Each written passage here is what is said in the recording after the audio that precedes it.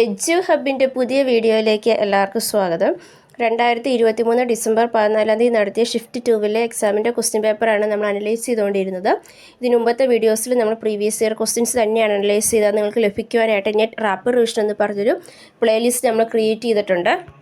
ഇന്നത്തെ വീഡിയോയിൽ നമ്മൾ അനലൈസ് ചെയ്യാനായിട്ട് പോകുന്ന ICTയിലെയും പീപ്പിൾ ഡെവലപ്മെൻറ്റ് ആൻഡ് എൻവയോൺമെൻറ്റ് എന്ന ചാപ്റ്ററിലെയും ക്വസ്റ്റ്യൻസ് ആണ്.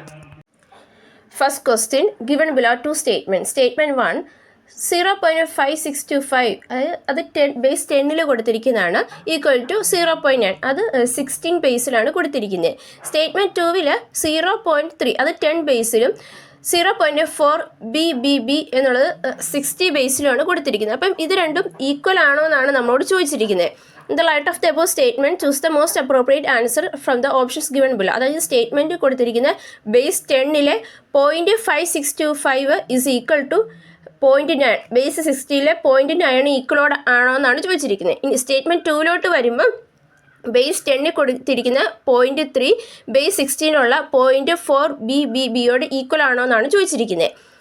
Both the statement 1 and statement 2 are correct. Both the statement 1 and statement 2 are incorrect. Statement 1 is correct but statement 2 is incorrect. Statement 1 is incorrect but statement 2 is correct. ഇവിടെ answer വരുന്ന option 3 ആണ്. Statement 1 ശരിയും statement 2 തെറ്റുമാണ്. അപ്പം നമ്മളോട് ഇവിടെ പറഞ്ഞിരിക്കുന്നത് 10 ബേസിലുള്ള ഒരു number 60 ബേസിലുള്ള നമ്പറുമാണ് തന്നിരിക്കുന്നത്.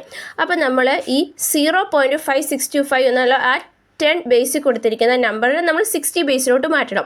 അപ്പോൾ നമുക്ക് ഇവിടെ ആദ്യം കൊടുത്തിരിക്കുന്നത് 0 ആണ്. അപ്പം 0 രണ്ടിടത്തും ഈക്വലായിട്ട് 10 ആണ് കൊടുത്തിരിക്കുന്നത്. അപ്പോൾ അത് ഈക്വലാണ്. ഇനി നമ്മൾ നോക്കേണ്ടത് ഡെസിബിൾ കഴിഞ്ഞിട്ടുള്ള നമ്പറാണ്, അതായത് 0.565 ആണ് നമ്മളിനി നോക്കേണ്ടത്. അപ്പോൾ 0.565 × 60 ഈസ് ഈക്വൽ ടു നമ്മൾ ബേസ് 60ലോട്ടാണ് മാറ്റണം. അപ്പോൾ നമ്മൾ × 60 ചെയ്യുക. അപ്പോൾ നമുക്ക് കിട്ടിയിരിക്കുന്ന നമ്പർ എന്ന് പറഞ്ഞാൽ 9 ആണ്. സോ 0.5625 അതായത് 10 ഈ നമ്പറിനോട് ഈക്വലാണ് നമ്മുടെ 0.9 ബേസ് 60 നമുക്ക് മനസ്സിലായി. ഇനി ഇതുപോലെ തന്നെ ഇനി നമ്മൾ 10 ബേസിലുള്ള അടുത്ത നമ്പർ എടുക്കുകയാണ്. അതും 10 60 ആണ് നമുക്ക് തന്നിരിക്കുന്നത്. അപ്പോൾ നമ്മൾ 60 തന്നെ നമുക്ക് ചെയ്ത് നോക്കാം. അപ്പോൾ ഇവിടെ 0.3 ആണ് 10 തന്നിരിക്കുന്നത്, 0.60 ആണ് നമുക്ക് 4 BB എന്ന് പറഞ്ഞുകൊണ്ടാണ് തന്നിരിക്കുന്നത് 60 ബേസിലുള്ളത്. അപ്പോൾ നമ്മൾ ഓർക്കുക, നമ്മൾ നേരത്തെ പറഞ്ഞിട്ടുണ്ട് 10, 11, 12 അങ്ങനെയാണ് നമ്പർ തുടങ്ങുന്നത്.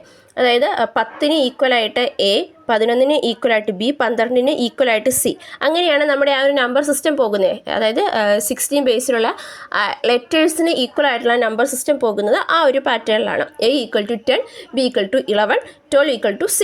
അപ്പോൾ ഇവിടെ നമുക്ക് 0.4 BB ആണ് തന്നിരിക്കുന്നത്. അപ്പോൾ നമ്മൾ 60 ബേസിലോട്ട് മാറ്റും, അതായത് 0, 0 രണ്ട് എടുത്തുകൊണ്ട്. അപ്പോൾ അത് രണ്ട് ഈക്വലാണ്, അത് നമ്മൾ വിട്ടു. ഇനി പോയിൻറ്റിന് ശേഷമുള്ളതാണ് നമ്മൾ നോക്കാൻ പോകുന്നത്. അപ്പോൾ 60 × 0.3 = 4.8, 60 × 0.8, അപ്പോൾ നമ്മൾ 4 വിട്ടു, ഇനി 0.8 ആണ് നോക്കുന്നത്, ഈസ് ഈക്വൽ ടു 12.8. അപ്പോൾ 12 എന്ന് പറയുമ്പോൾ അതിന് ഈക്വൽ ആയിട്ടുള്ള നമ്പർ വരുന്നത് ഏതാണ്? 16 ബേസിലെ A = 10, B = 11, 12 C. അപ്പോൾ നോക്കി 12 ഈക്വലായിട്ട് C ആണ് വരുന്നത്. ഇനി നമ്മൾ അടുത്തും കൂടെ ചെയ്യുക, കംപ്ലീറ്റ് ആക്കാനുള്ള. അപ്പം 60 × 0.8 പിന്നെ നമുക്ക് 12.8 ആണ് കിട്ടുന്നത്. അപ്പോൾ അവിടെയും നമുക്ക് C തന്നെയാണ് കിട്ടുന്നത്. അതായത് 12 ഈക്വലായിട്ട് വരുന്ന ലെറ്റർ എന്ന് പറഞ്ഞാൽ C ആണ്. അപ്പോൾ നമ്മൾ എഴുതി കഴിയുമ്പോൾ 0.4 CC എന്നാണ് വരുന്നത്.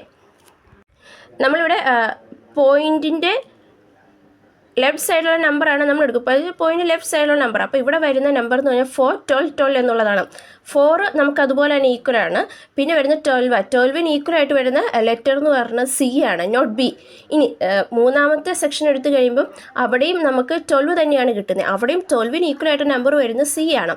അപ്പോൾ ഇവിടെ നമ്മൾ നമ്പർ എഴുതി കഴിയുമ്പോൾ നമുക്ക് കിട്ടുന്ന നമ്പർ എന്ന് പറയുന്നത് 0.4 CC എന്നുള്ള നമ്പർ വേണം നമുക്ക് കിട്ടാനായിട്ട്. പക്ഷെ നമുക്കിവിടെ ക്വസ്റ്റ്യനിൽ തന്നിരിക്കുന്നത് എന്താണ്? 0.4 BB എന്നാണ് തന്നിരിക്കുന്നത്. സോ അതുകൊണ്ടാണ് നമ്മുടെ സ്റ്റേറ്റ്മെൻറ്റ് 2 തെറ്റായിപ്പോയത്. Next question, which of the following acronym is incorrectly matched with expanded form. അതായത് ഇവിടെ കുറച്ച് അക്രോണിംസും അതിൻ്റെ എക്സ്പാൻഡഡ് ഫോമുമാണ് തന്നിരിക്കുന്നത്. അതിൻ്റെ അകത്ത് ഏതാണ് ഇൻകറക്റ്റ് എന്നാണ് ചോദിച്ചിരിക്കുന്നത്. ഇംപ്രിൻറ്റ്, ബീം, ഉമാങ്, പേടിഎം എന്നിവയാണ് തന്നിരിക്കുന്നത്. IMPRINT impacting research, innovation and technology ശരിയാണ്. BHIM Bharat interface for money, അതും ശരിയാണ്. UMANG unified mobile application for new age generation, അത് തെറ്റാണ്. Paytm pay through mobile. അപ്പം C ഉമാങ് ആണ് തെറ്റിപ്പോയത്. ഉമാങ്ങിൻ്റെ full form unified mobile application for new age governance എന്നുള്ളതാണ്. ന്യൂ ഏജ് ജനറേഷൻ ആണ് നമുക്ക് ക്വസ്റ്റ്യൻ തന്നിരിക്കുന്നത്, പക്ഷേ ന്യൂ ഏജ് ഗവൺമെൻറ് എന്നുള്ളതാണ്. ഉമാങ് എന്ന് പറയുന്നത് ഒരു മൊബൈൽ ആപ്പാണ്. അതൊരു ഡിജിറ്റൽ ഇന്ത്യയുടെ ഇനീഷ്യേറ്റീവാണ്. Ministry of electronics and information ടെക്നോളജിയാണത്. അത് നമുക്ക് സെൻട്രൽ അതുപോലെ തന്നെ സ്റ്റേറ്റ് ഗവൺമെൻറ് സർവീസുകൾ ആക്സസ് ചെയ്യാനായിട്ട് നമ്മളെ ഹെൽപ്പ് ചെയ്യാനായിട്ട് ഡെവലപ്പ് ചെയ്തെടുത്ത മൊബൈൽ ആപ്പാണ് ഉമാങ് എന്ന് പറയുന്നത്. Unified mobile application for new age governance എന്നുള്ളതാണ് അതിൻ്റെ full form. Next question, given below 2 statements in the context of digital technology for entertainment. അതായത് digital technology for entertainment base ചെയ്തുകൊണ്ട് 2 സ്റ്റേറ്റ്മെൻറ്റുകളാണ് ഇവിടെ തന്നിരിക്കുന്നത്. Statement 1, in virtual reality images generated from a computer are projected on to real life objects or surroundings. Statement 2, in argumental reality a stimulated environment is created and the physical world is completely shut out. അത് statement 1 പറഞ്ഞിരിക്കുകയാണ്. Virtual റിയാലിറ്റിയിൽ നമ്മൾ ഒരു computer വഴി generate ചെയ്തിരിക്കുന്ന images project ചെയ്തിരിക്കുന്നത് നമ്മുടെ real ഒബ്ജക്ട്സിലോട്ടും സറൗണ്ടിങ്സിലോട്ടാണെന്നാണ് പറഞ്ഞിരിക്കുന്നത്. Statement 2 പറഞ്ഞിരിക്കുന്നത് ആർഗ്യുമെൻറ്റ് റിയാലിറ്റിയിൽ ഒരു സിമുലേറ്റഡ് എൻവയോൺമെൻറ്റ് ക്രിയേറ്റ് ചെയ്യുകയും അതിനുശേഷം നമ്മുടെ physical world completely shut out ആക്കുകയാണ് ചെയ്യുന്നത്. അതായത് കംപ്ലീറ്റ്ലി പുറത്താക്കുകയാണെന്നാണ് പറഞ്ഞിരിക്കുന്നത്. In the light of the above statement choose the most appropriate answer from the options given below. Both the statement 1 and statement 2 are correct. Both the statement 1 and statement 2 are incorrect. Statement 1 is correct but statement 2 is incorrect. Statement 1 is incorrect but statement 2 is correct. Answer വരുന്ന option 2 ആണ്. Both statement, അതായത് statement 1ഉം statement 2ഉം incorrect ആണ്. Virtual റിയാലിറ്റീസിൽ നമ്മൾ computer കൊണ്ട് generate ചെയ്തിരിക്കുന്ന images ഒരിക്കലും നമ്മുടെ real life ഒബ്ജക്ട്സിലോട്ടോ സറൗണ്ടിങ്സിലോട്ടോ project ചെയ്യപ്പെടുന്നില്ല. മറിച്ച് നമുക്ക് നമ്മുടെ റിയൽ വേൾഡിനോടുള്ള ആ ഒരു വ്യൂ കംപ്ലീറ്റ്ലി റീപ്ലേസ് ചെയ്യുകയാണ് ചെയ്യുന്നത്. അതായത് ഇതൊരു ഇമ്മേഴ്സീവ് ആയിട്ടുള്ള അല്ലെങ്കിൽ ഒരു ഹെഡ്സെറ്റ് കൂടെയൊക്കെയുള്ള ഒരു വേറൊരു വേൾഡ് നമുക്ക് ക്രിയേറ്റ് ചെയ്തെടുക്കുകയാണ് ചെയ്യുന്നത്. നമ്മുടെ റിയൽ വേൾഡിൽ നിന്ന് ഇത് ബ്ലോക്കിംഗ് ഔട്ട് ചെയ്യുകയാണ് ചെയ്യപ്പെടുന്നത്. അതായത് വിർച്വൽ റിയാലിറ്റിയിൽ അവിടെ ഒരു ഓൾട്ടർനേറ്റീവ് വേൾഡ് നമ്മളൊരു കമ്പ്യൂട്ടർ ജനറേറ്റ് ചെയ്ത് ഉണ്ടാക്കിയെടുക്കുകയാണ് ചെയ്യുന്നത്. ഇവിടെ ഒരു സിമുലേറ്റഡ് എൻവയോൺമെൻറ്റ് ക്രിയേറ്റ് ചെയ്യുകയും അതുവഴി physical world completely shut out ചെയ്യുകയാണ് ചെയ്യുന്നത്. വെർച്വൽ റിയാലിറ്റിയിൽ നമ്മൾ 3D വേൾഡുമായിട്ടാണ് ഇൻട്രാക്ട് ചെയ്യപ്പെടുന്നത്. ഇത് നമ്മൾ യൂസ് ചെയ്തിരിക്കുന്നത് ട്രെയിനിങ്ങിൽ, എഡ്യൂക്കേഷനിൽ, സയൻസിലൊക്കെയാണ്. അതായത് ചുരുക്കത്തിൽ പറഞ്ഞു കഴിഞ്ഞാൽ VR യൂസേഴ്സ്, അതായത് വെർച്വൽ റിയാലിറ്റി യൂസ് ചെയ്യുന്നവരൊരു വിഷ്വൽ എൻവയോൺമെൻറ്റിൽ പാർട്ടിസിപ്പേറ്റ് ചെയ്യുകയാണ് ചെയ്യുന്നത്. ഇനി ആർഗ്യുമെൻ്റ് റിയാലിറ്റിയിലോട്ട് വരുമ്പോൾ, ആർഗ്യുമെൻ്റ് റിയാലിറ്റിയിൽ നമ്മുടെ കമ്പ്യൂട്ടർ വഴി ജനറേറ്റ് ചെയ്യപ്പെടുന്ന ആ ഒരു ഇമേജസ് നമ്മുടെ റിയൽ ഒബ്ജക്ട്സിലോട്ടോ അല്ലെങ്കിൽ സറൗണ്ടിങ്സിലോട്ട് പ്രൊജക്റ്റ് ചെയ്യുകയാണ് ചെയ്യപ്പെടുന്നത്. അതായത് സ്റ്റേറ്റ്മെൻറ്റ് 1 പറഞ്ഞിരിക്കുന്ന കാര്യം സ്റ്റേറ്റ്മെൻറ്റ് 2 ശരിയായിട്ട് വരുന്നത്. AR, അതായത് ഈ ആർഗ്യുമെൻറ്റ് റിയാലിറ്റി നമ്മൾ അതായത് ഇൻഡിവിജ്വൽസിനെ റിയൽ വേൾഡിൽ പ്രസൻറ്റ് ചെയ്യാനായിട്ട് ഹെൽപ്പ് ചെയ്യുന്നുണ്ട്. അതുപോലെ തന്നെ സ്മാർട്ട് ഫോൺസ്, ക്യാമറാസൊക്കെ ഉപയോഗിച്ച് നമ്മുടെ എക്സ്പീരിയൻസ് ഇമ്പ്രൂവ് ചെയ്യാനായിട്ടാണ് അവർ നമ്മളെ ശ്രമിക്കുന്നത്. അവർ ഫിസിക്കൽ എൻവയോൺമെൻറ്റിൽ തന്നെയാണ് പാർട്ടിസിപ്പേറ്റ് ചെയ്യുന്നത്. ഫിസിക്കൽ എൻവയോൺമെൻറ്റ് ഒരിക്കലും അവരുടെ അടുത്ത് നിന്ന് ഷട്ട് ഔട്ടായി പോകുന്നില്ല. അതായത് സ്റ്റേറ്റ്മെൻറ്റ് 1ൻ്റെ വിർച്വൽ റിയാലിറ്റിയുടെ എക്സ്പ്ലനേഷൻ സ്റ്റേറ്റ്മെൻറ്റ് 2 ആർഗ്യുമെൻ്റ് റിയാലിറ്റിയുടെ എക്സ്പ്ലനേഷൻ സ്റ്റേറ്റ്മെൻറ്റ് 1 പറഞ്ഞിരിക്കുന്നത്. അത്രയാണ് ഇവിടെ വ്യത്യാസം വന്നിരിക്കുന്നത്. Next question, when watching videos from a website using streaming technology which of the following will be involved. അതായത് നമ്മൾ സ്ട്രീമിംഗ് ടെക്നോളജി ഉപയോഗിച്ചുകൊണ്ട് വീഡിയോസ് കണ്ടു കഴിയുമ്പോൾ താഴെ കൊടുത്തിരിക്കുന്ന ഏതൊക്കെ കാര്യങ്ങളാണ് ഇൻവോൾവ് ചെയ്തിരിക്കുന്നതാണ് ചോദിച്ചിരിക്കുന്നത്. DNS, FTP, IP. ആൻസർ വരുന്ന ഓപ്ഷൻ 2 ആണ്. DNSഉം IP ആണ്. DNS എന്ന് പറഞ്ഞാൽ ഡൊമൈൻ നമ്പർ സിസ്റ്റം എന്നുള്ളതാണ്. അത് നമ്മൾ യൂസ് ചെയ്യുന്നത് എന്തിനാണ്? നമ്മുടെ ഡൊമൈൻ നെയിംസ് IP അഡ്രസ്സിലോട്ട് ട്രാൻസ്ലേറ്റ് ചെയ്യാണ് ചെയ്യുന്നത്. അങ്ങനെയാണ് നമുക്ക് നമ്മുടെ വീഡിയോ കണ്ടൻറ്റ് ഹോസ്റ്റ് ചെയ്യുന്ന സെർവറിനെ ലൊക്കേറ്റ് ചെയ്യാനായിട്ട് സാധിക്കുന്നത്. ഇനി IP എന്ന് പറഞ്ഞാൽ എന്താണ്? ഇൻ്റർനെറ്റ് പ്രോട്ടോക്കോൾ എന്നുള്ളതാണ്. IP യൂസ് ചെയ്യുന്നത് എന്തിനാണ്? Routing data packets over the internet ആണ്. അതായത് അതിൻ്റെ അകത്താണ് നമ്മുടെ സെർവറിൻ്റെ തൊട്ട് യൂസേഴ്സിൻ്റെ ഡിവൈസിലോട്ടുള്ള ആ ഒരു പാക്കറ്റ്സ്, അതായത് റൗട്ടിംഗ് ഡേറ്റ പാക്കറ്റ്സൊക്കെ കണ്ടെയ്ൻ ചെയ്യപ്പെടുന്നത് ഈ IP-യിലാണ്. IP അതായത് ഇൻ്റർനെറ്റ് പ്രോട്ടോക്കോളിലാണ്. FTP എന്ന് പറഞ്ഞാൽ ഫയൽ ട്രാൻസ്ഫർ പ്രോട്ടോക്കോൾ എന്നുള്ളതാണ്. അതെന്ന് പറഞ്ഞു കഴിഞ്ഞാൽ നമുക്കൊരു നെറ്റ്വർക്ക് യൂസ് ചെയ്തുകൊണ്ട് കമ്പ്യൂട്ടേഴ്സ് തമ്മിൽ നമ്മുടെ ഫയൽസ് മൂവ് ചെയ്യിപ്പിക്കാനുള്ള ഒരു സ്റ്റാൻഡേർഡ് വേ ആണ് ഈ ഫയൽ ട്രാൻസ്ഫർ പ്രോട്ടോക്കോൾ എന്ന് പറയുന്നത്. അതായത് ഫയൽസ് അപ്ലോഡ് ചെയ്യുക, ഡൗൺലോഡ് ചെയ്യുക, ഡേറ്റ കമ്പ്യൂട്ടേഴ്സ് തമ്മിൽ ട്രാൻസ്ഫർ ചെയ്യുക എന്നുള്ളതാണ് ഇതിൻ്റെ ലക്ഷ്യം. Next question match the following ആണ്. Match list 1 with list 2. List 1 കുറച്ച് ക്വസ്റ്റ്യൻസ്, ലിസ്റ്റ് 2 അതിൻ്റെ ആൻസേഴ്സ് വേണം. അപ്പം questions how many ones are there in the binary representation of the decimal number 5 and 2? If 1 kilobyte is equal to 2x bits, then what is the value of x? What hexadecimal value is obtained when the two hexadecimal digits a and b are added together?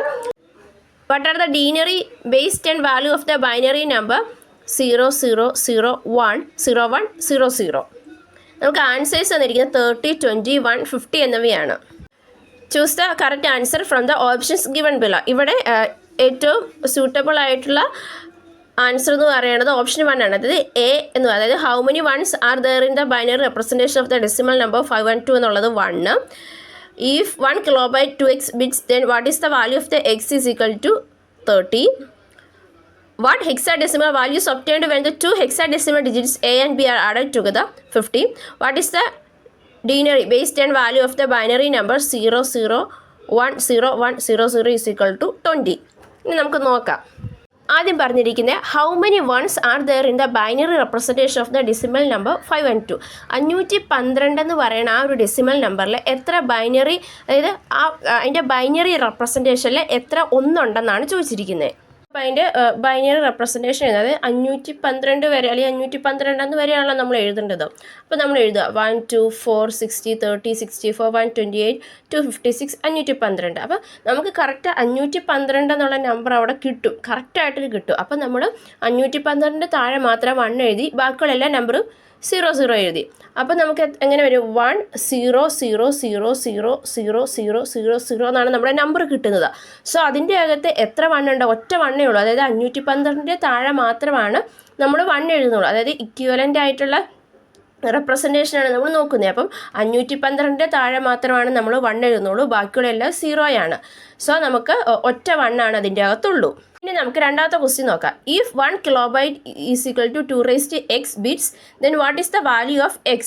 അതായത് 1 kilobyte എന്ന് പറയുന്നത് 2x bits ആണ്, ബിറ്റ്സിലാണ് കൊടുത്തിരിക്കുന്നത്. അങ്ങനെയാണെങ്കിൽ ഈ 2 എക്സിൻ്റെ വില എത്രയാണെന്നാണ്, അതായത് എത്ര പവർ ഓഫ്, അതായത് 2ൻ്റെ എത്രാമത്തെ പവറിലാണ് 1 kilobyte എന്നാണ് ചോദിച്ചിരിക്കുന്നത്. അപ്പോൾ നമുക്കറിയാം 8 ബിറ്റാണ് 1 byte എന്ന് പറയുന്നത്. 1024 ബൈറ്റാണ് 1 kilobyte എന്ന് പറയുന്നത്. അപ്പോൾ നമ്മളോട് 1 kilobyte ഈസ് ഈക്വൽ ടു എത്രയാണെന്നാണ് ചോദിച്ചിരിക്കുന്നത്. അപ്പോൾ നമ്മൾ 1 × 1024 × 8 ചെയ്യുവാണ്. അപ്പോൾ 1 × 1024 × 8 വരുമ്പോൾ 8192 എന്ന് കിട്ടും. അപ്പം 8192 2 എത്രാമത്തെ, അതായത് എത്രാമത്തെ പവർ വരും, ഏത് പവർ വരുമ്പോഴാണ് നമുക്കിത് കിട്ടുന്നതെന്നുള്ളതാണ്. അപ്പോൾ ഒന്നുകിൽ നമ്മൾ ഡിവൈഡ് ബൈ 2 ചെയ്ത് പോവുക, അല്ലെങ്കിൽ 2 ഗുണിച്ച് പോവുക. അപ്പോൾ അങ്ങനെ ഗുണിച്ച് കഴിയുമ്പോൾ നമുക്ക് 13 2 കൊണ്ട്, അതായത് 230 വരുമ്പോഴാണ് നമുക്ക് 8192 എന്ന് കിട്ടുന്നത്. ഇവിടെ നമ്മൾ ഒന്നുകിൽ 8192 2 കൊണ്ട് ഡിവൈഡ് ചെയ്ത് പോവുക, അല്ലെങ്കിൽ 2 × 2 ചെയ്ത് കഴിയുമ്പോൾ എപ്പോഴാണ് 8192 കിട്ടുന്നത് നോക്കിയാൽ മതി. നമ്മളോട് ഇവിടെ ആ പവറിൻ്റെ അവിടെ വരുന്ന, അതായത് റേസ് ടു എത്രയാണെന്നാണ് നമ്മളോട് ചോദിച്ചിരിക്കുന്നത്. അപ്പം അതാണ് നമ്മളിവിടെ കണ്ടുപിടിക്കേണ്ടിയിരുന്നത്. സോ അതുകൊണ്ടാണ് നമ്മൾ ഈ 2 വെച്ചിട്ട് നമ്മൾ അങ്ങനെ ചെയ്തത്. Next question, what hexadecimal values obtained when the 2 hexadecimal digits a and b are added together? അതായത് a, b എന്ന് പറയുന്ന 2 ഹെക്സാഡെസിമൽ ഡിജിറ്റുകൾ തമ്മിൽ ആഡ് ചെയ്ത് കഴിഞ്ഞാൽ എത്ര കിട്ടും എന്നാണ് നമ്മളോട് ചോദിച്ചിരിക്കുന്നത്. അപ്പോൾ നമുക്കിവിടെ 1 ഡിജിറ്റിൻ്റെ ഡിവിഷനാണ് വരുന്നുള്ളൂ. അപ്പോൾ ഹെക്സാഡെസിമൽ അനുസരിച്ച് ഓരോ ലെറ്ററിന് ഈക്വൽ ആയിട്ട് നമ്പർ ഉണ്ടെന്ന് നമുക്കറിയാം. അപ്പോൾ a is equal to 10, b is equal to 11, f വരെയായിട്ടേ ഉള്ളൂ.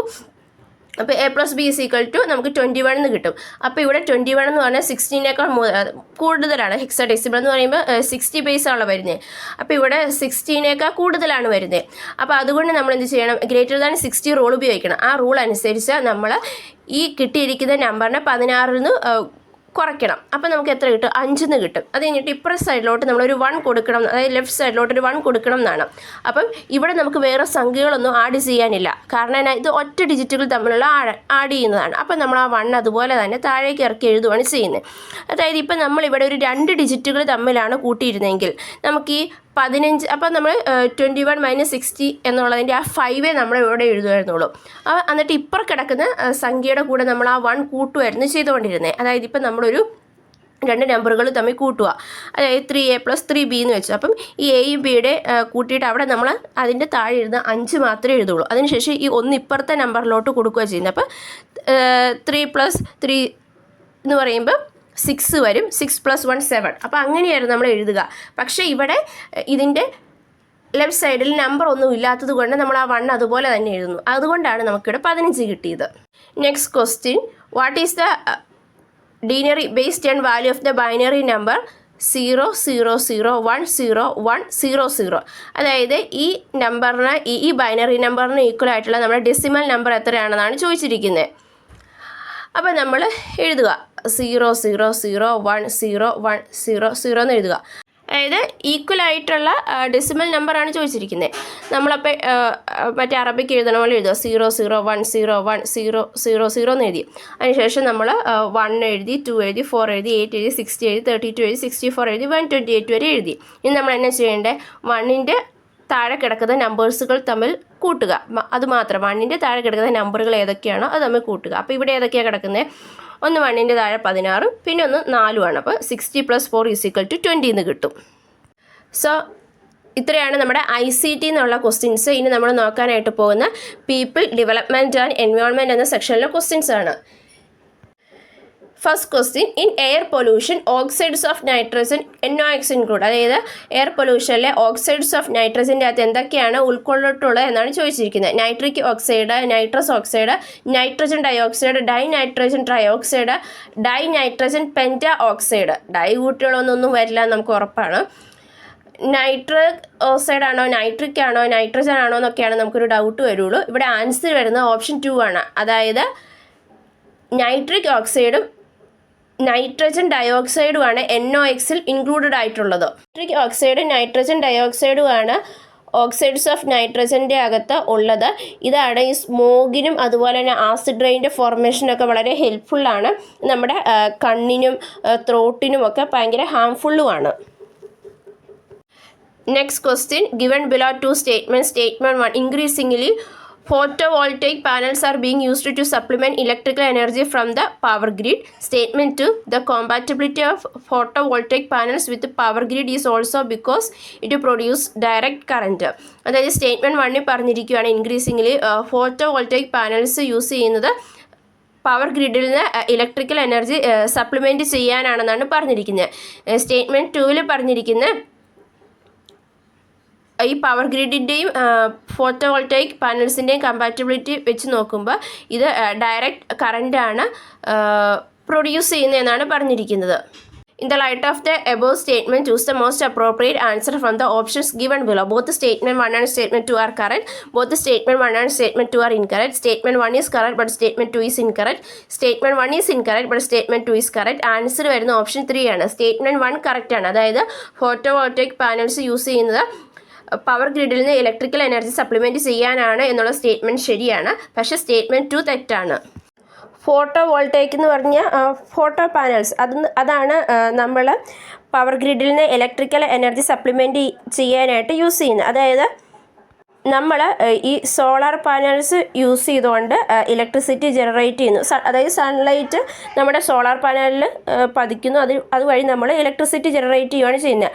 അതിനുശേഷം നമ്മളത് എക്സിസ്റ്റ് ചെയ്യുന്ന ഇലക്ട്രിസിറ്റി ഗ്രിഡിലോട്ട് അത് ഫീഡ് ചെയ്യുകയാണ് ചെയ്യുന്നത്. സോ അതുകൊണ്ട് സ്റ്റേറ്റ്മെൻറ്റ് 1 ശരിയാണ്. ഇത് വന്നതുകൊണ്ടുള്ള മെയിൻ ആയിട്ടുള്ള ഉപകാരം എന്ന് പറഞ്ഞു കഴിഞ്ഞാൽ നമുക്ക് ഈ ഫോസിൽ ഫ്യൂവൽസിനെ ഉപയോഗിക്കുന്നു, അതിൻ്റെ ഉപയോഗം കുറഞ്ഞു എന്നുള്ളതാണ്. ഇനി സ്റ്റേറ്റ്മെൻറ്റ് 2 പറഞ്ഞിരിക്കുന്നത് PV cells alternating current produce ചെയ്യുന്നു, power grid direct current use ചെയ്യുകയാണെന്നാണ് പറഞ്ഞിരിക്കുന്നത്. ഇതിൽ ഈ സോളാർ പാനൽ ശരിക്കും ജനറേറ്റ് ചെയ്യുന്ന ഡയറക്റ്റ് കറണ്ടാണ്, കാരണം സോഴ്സ് ഓഫ് ഇലക്ട്രിസിറ്റി ആണല്ലോ. അതിനുശേഷം നമ്മൾ ഒരു ഇൻവെർട്ടർ വെച്ചിട്ടുണ്ട്. ആ ഇൻവെർട്ടറാണ് ഈ ഡയറക്റ്റ് കറണ്ടിനെ അതായത് DCനെ AC കൺവേർട്ട് ചെയ്യുന്നത്. അതുകൊണ്ട് തന്നെ നമ്മുടെ പവർ ഗ്രിഡ് ഓപ്പറേറ്റ് ചെയ്യുന്ന ഓൾട്ടർനേറ്റിംഗ് കറണ്ട് AC-യിലാണ്. അതായത് പവർ ഗ്രിഡിൻ്റെ AC കറൻറ്റും സെൽസിൻ്റേത് DC കറൻറ്റുമാണ്. Next question, rising nutrient level in a lake changes the number and types of biota present there. Statement, eutrophic lakes normally have clear water and contain little biomass. In the light of the above statement, choose the most appropriate answer from the options given below. അതായത് statement 1 പറഞ്ഞിരിക്കുന്നത് നമ്മുടെ ലേക്കിലൊക്കെയുള്ള nutrient level increase ചെയ്യുന്നതനുസരിച്ച് numbers, അതായത് അതിൻ്റെ അകത്ത് present ചെയ്തിട്ടുള്ള അതായത് നമ്മുടെ biotic ആയിട്ടുള്ള എലമെൻറ്റ്സ് ഒക്കെ ഉണ്ടല്ലോ, അപ്പോൾ അതിൻ്റെ നമ്പേഴ്സിലും ടൈപ്സിലും ചേഞ്ച് വരുമെന്നാണ് പറഞ്ഞിരിക്കുന്നത്.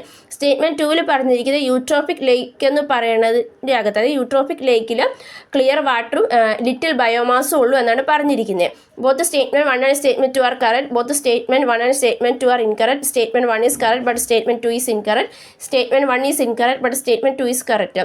ഇവിടെ സ്റ്റേറ്റ്മെൻറ്റ് 1 ഈസ് കറക്റ്റും ബട്ട് സ്റ്റേറ്റ്മെൻറ്റ് 2 ഈസ് ഇൻകറക്റ്റ് വേണം. അതായത് സ്റ്റേറ്റ്മെൻറ്റ് 1 പറഞ്ഞിരിക്കുന്നത് ലേക്കിലെ ന്യൂട്രിയൻ ലെവൽ കൂടുന്നതനുസരിച്ച് അതിൻ്റെ അകത്തുള്ള ആ പ്ലാന്റ്സിൻ്റെ ഒക്കെ അല്ലെങ്കിൽ അതിൻ്റെ അകത്തുള്ള ആനിമൽസിൻ്റെ ഒക്കെ ആ ഒരു ടൈപ്പിലും നമ്പേഴ്സും ഒക്കെ ചേഞ്ച് വരും എന്നാണ് പറഞ്ഞിരിക്കുന്നത്. അത് കറക്റ്റായിട്ടുള്ള കാര്യമാണ്. ഇനി സ്റ്റേറ്റ്മെൻറ്റ് 2 വരുമ്പോഴേക്ക് യൂട്രോപിക് ലേക്കിൻ്റെ കാര്യമാണ് പറഞ്ഞിരിക്കുന്നത്. ഒലിഗോട്രോപിക് ആണ് വാട്ടർ ബോഡീസിൽ, അതായത് ഡെഫിഷ്യൻ്റ് ആയിട്ടുള്ള മിനറൽസ് ഓർഗാനിക് ഗ്രോത്തും ഉള്ളത്. അത് നമ്മുടെ ഡ്രിങ്കിങ്ങിന് അനുയോജ്യമായിട്ടുള്ളത് ഒലിഗോട്രോഫിക് ആണ്. ഈ യൂട്രോഫിക്കിലോട്ട് വരുമ്പോൾ അതുകൊണ്ട് തന്നെ ഒലിഗോട്രോഫിക്കാണ് ക്ലിയർ ആയിട്ടുള്ള വാട്ടർ വരുന്നത്. പക്ഷേ യൂട്രോഫിക്കിലോട്ട് വരുമ്പോൾ അവിടെ ഗുഡ് ക്വാണ്ടിറ്റി ഓഫ് മിനറൽസ് ആണ്. അതുകൊണ്ട് തന്നെ പ്ലാന്റ്സിൻ്റെ ഗ്രോത്ത് ഭയങ്കര കൂടുതലാണ്. അവിടെ ലാർജ് എമൗണ്ട് ഓഫ് ബയോമാസ് കാണും.